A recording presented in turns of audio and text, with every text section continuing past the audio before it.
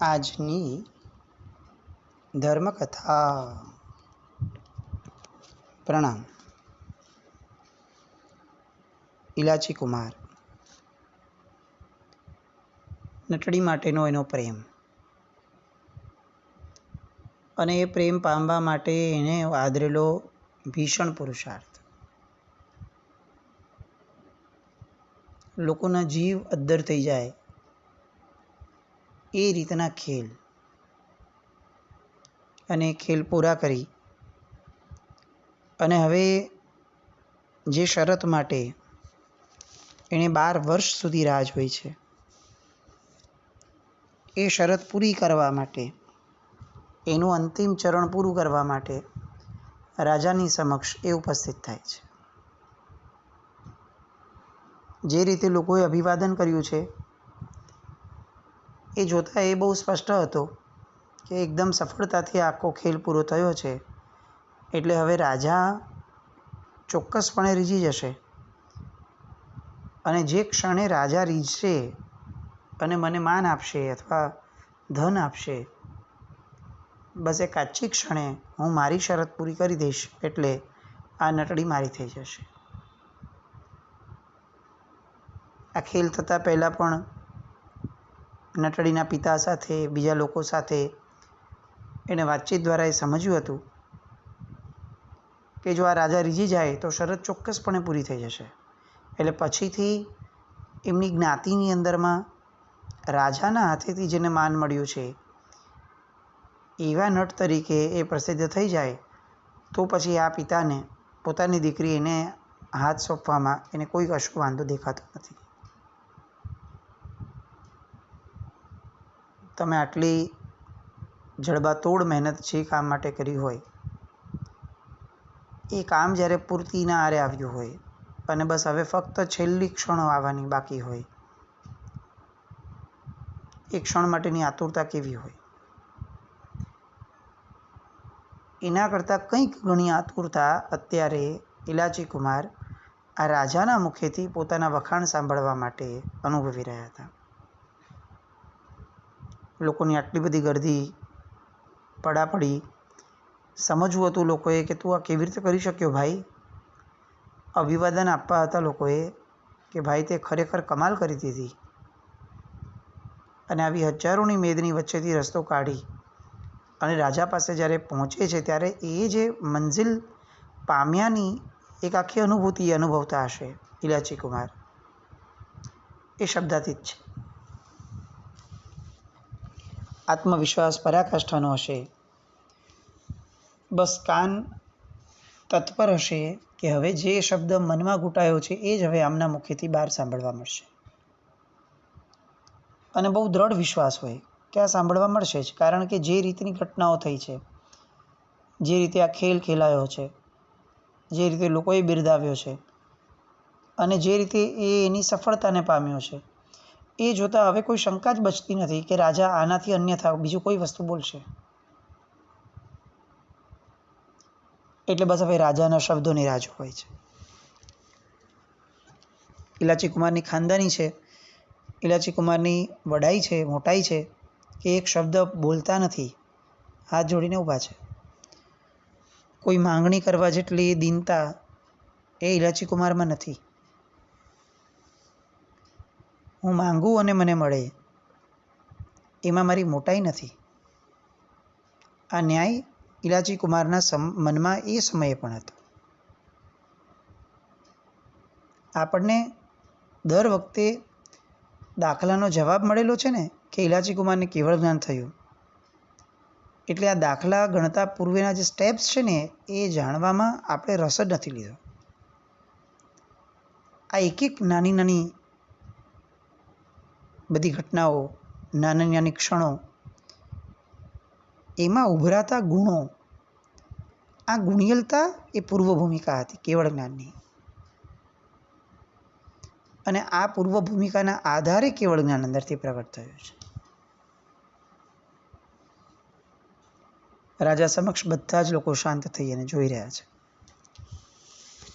જેટલી દ્રઢતા, વિશ્વાસ ઇલાચીને હતો એટલો જ વિશ્વાસ નગરજનોને પણ હતો.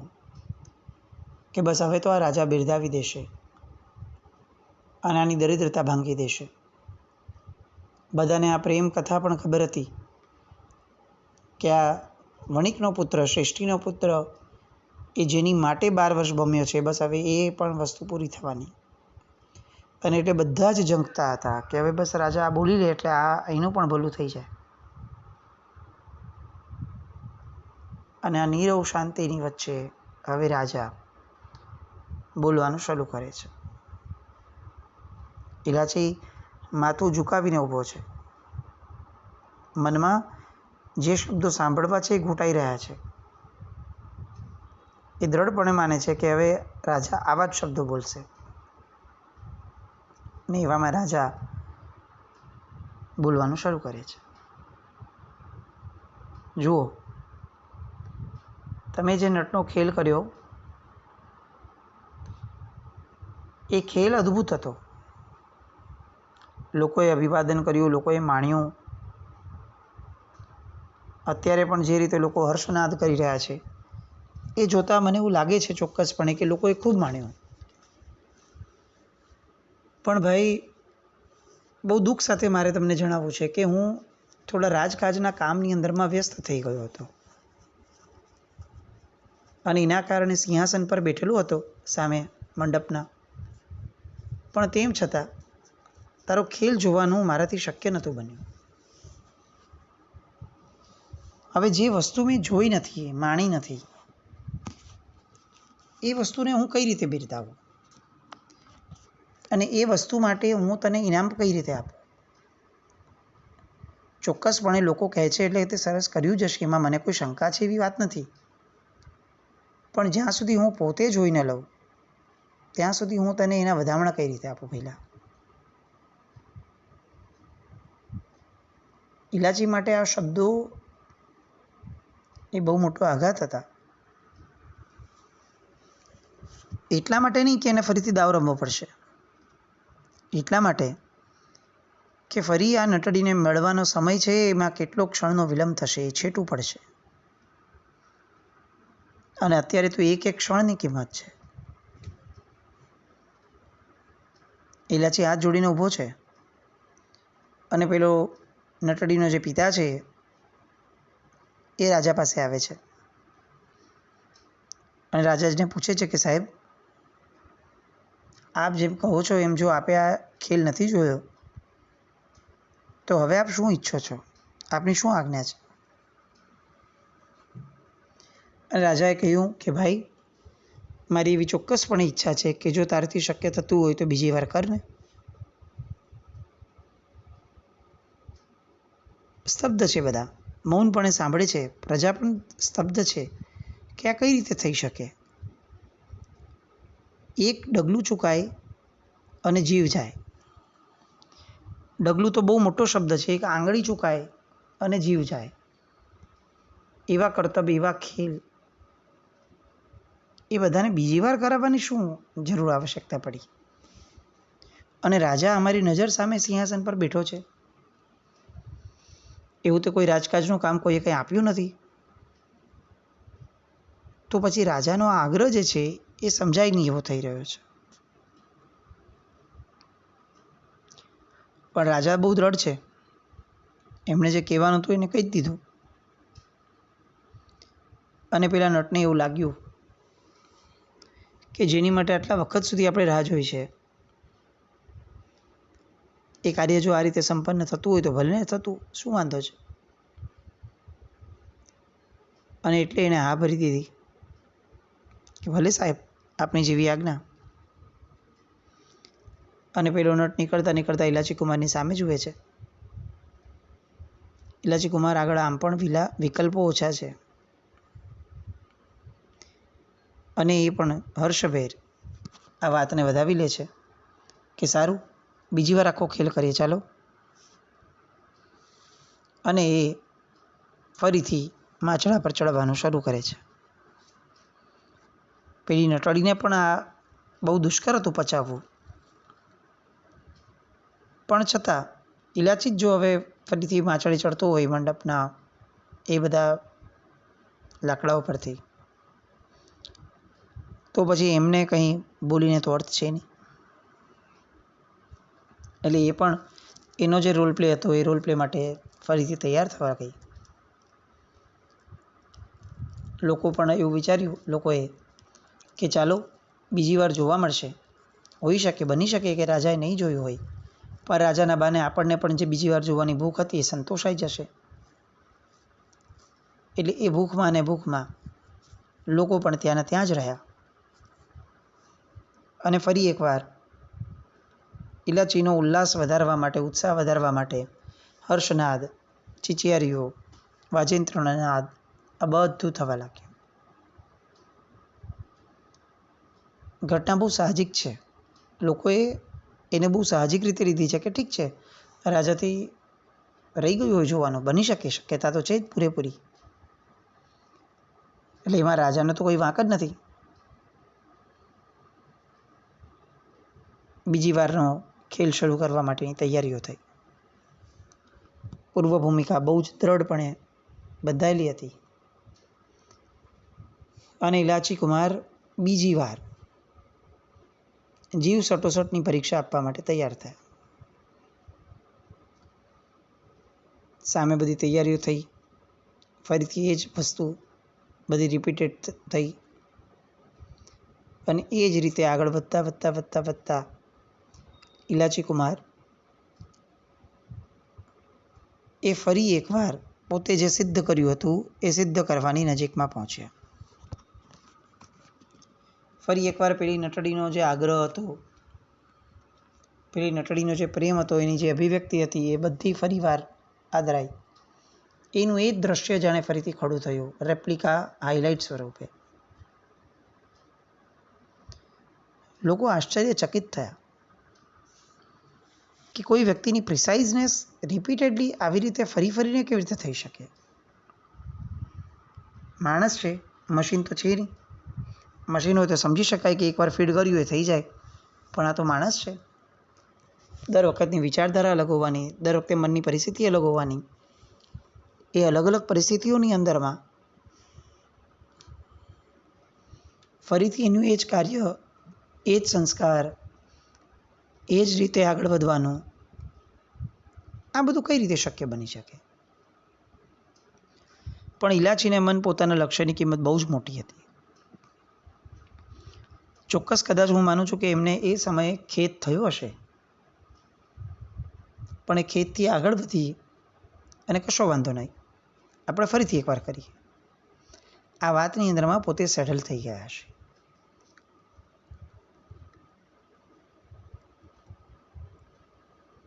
બીજી વારનો ખેલ, એ જ જીવ સટોસટીનો ખેલ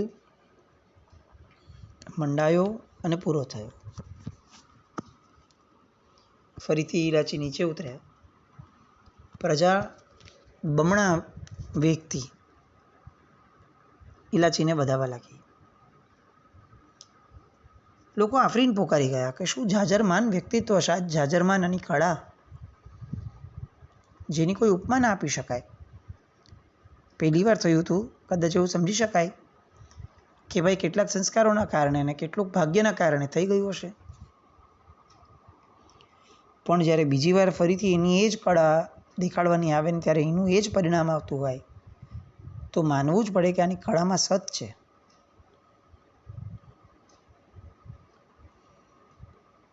અને લોકો ફરીથી અભિવાદન આપવા માટે ભેગા થાય છે.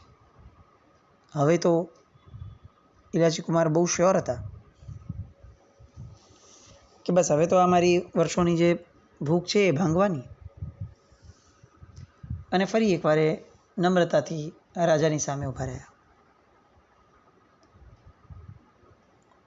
રાજાએ ફરી એકવાર કહ્યું કે દોસ્ત, તારી કળા તો જબરદસ્ત છે, પણ મારે ફરીથી એકવાર કોઈ એક રાજ્યના પ્રશ્ન માટે વિચારણામાં ચડવાનું થયું તો એ વિચારોની તંદ્રામાં હું તારો ખેલ જોઈ ના શક્યો. હવે આ પચાવવું થોડું અશક્ય થતું જતું હતું. અને તેમ છતાં રાજા છેલ્લે જ્યારે એવું કહે છે કે ભાઈ તું ફરી વાર કરીશ, ત્યારે ઇલાચીનું મન થોડું કચવાણું. સુગ્ન પુરુષો જે બેઠા હતા સભામાં, આ બધા લોકો તો જાણે રાજાના પગલાંથી સ્તબ્ધ થયા, પણ આની પાછળનું કારણ શોધવા માટે એ લોકો મથતા હતા. રાજા આવું ક્યારેય ન થાય. અત્યાર સુધીમાં કેટલાય આવા કલા કારીગરી કસબ દેખાડવાવાળા લોકો આવ્યા છે. રાજાએ આવું તો ક્યારેય કર્યું નથી. આજે અચાનક શું થયું? એકવાર થયું, બે વાર થયું, ત્રીજી વાર? ચોક્કસપણે કોઈક આશય બીજો છે રાજાનો. આવું વિચારીને અંદર અંદર મસલતો કરવા લાગ્યા. આ બાજુ ઇલાચી તો શું બોલે જ ન સમજાય. એવામાં પેલો નટ જે છે, નટડીના પિતા, એને ફરી એકવાર રાજાનું અભિવાદન કર્યું અને રાજાને કહ્યું કે રાજઆજ્ઞા એ તો અમારી માટે સૌથી મોટી શિરોમાન્ય કરાતી વાત છે. એટલે ચોક્કસપણે રાજન, આપ કહો છો તો અમે ત્રીજી વાર કરશું. ઇલાચીનું મન માનતું નથી, પણ તેમ છતાં નટડી નજર સામે આવે અને તરત એને યાદ આવે છે કે અચ્છા, આની માટે તમારે કંઈ પણ કરી રહેવાની તૈયારી દેખાડવાની છે. અને ફરી એકવાર તૈયારીઓ શરૂ થાય છે.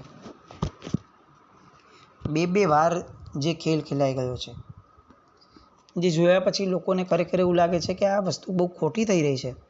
આ રીતે જીવ કેમ જોખમમાં મુકાવો છે રાજાએ? વારંવાર તમારાથી નથી જોઈ શકાયું એવું તો હતું નહીં, તમે સામે જ બેઠા છો, એ દિશા તરફ તમારું મોઢું પણ જઈ રહ્યું છે, તમારી આંખો પણ ત્યાં હતી, ને તેમ છતાં તમે એવું માનો, તમે એવું કહો છો કે તમારાથી જોવાયું નથી.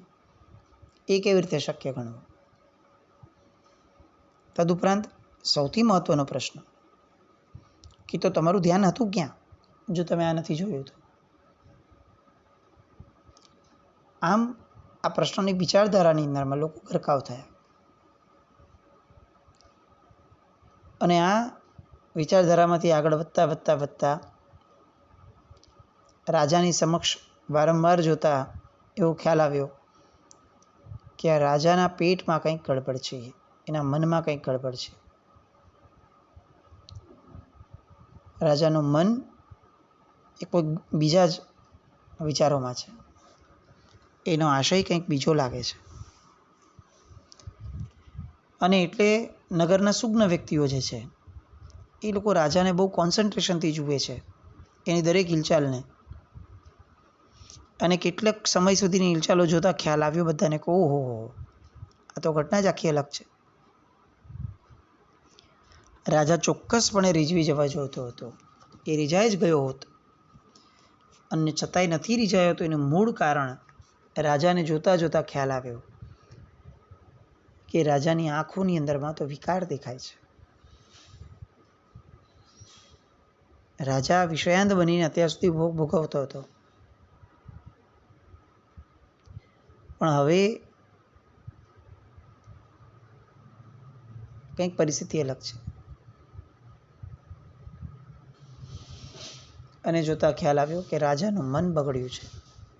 પેલી નટડી ઉપર આઘાત લાગ્યો.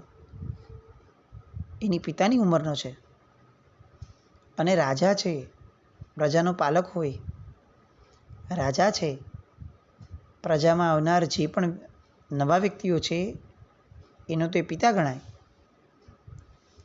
પિતા તુલ્ય એવા રાજાની દ્રષ્ટિ બગડી લાગે છે. અંદર અંદર ઘૂસપૂસ શરૂ થાય છે. જે લોકોને જેટલી ક્લેરિટી હતી એ રીતે લોકો પોતાનો ઓપિનિયન શેર કરવા લાગ્યા. દરેકની પોતપોતાની સમજણ, પોતપોતાની વાત, બધું ભેગું થવા લાગ્યું. ઇલાચી એક વાર કર્યું, બીજી વાર કરવાનું કહ્યું, હવે ત્રીજી વાર કરવાનું કહે છે. એટલે હવે લોકોની નજર ઇલાચી કરતાં વધારે રાજા ઉપર દેખાય છે. રાજાનું ધ્યાન ક્યાં છે? રાજાના ચહેરા દ્વારા, એની બોડી લેંગ્વેજ દ્વારા સમજવા લોકો પ્રયત્ન કરતા હતા કે આના મનમાં શું ચાલે છે. રાજાના મનમાં શું ચાલે છે?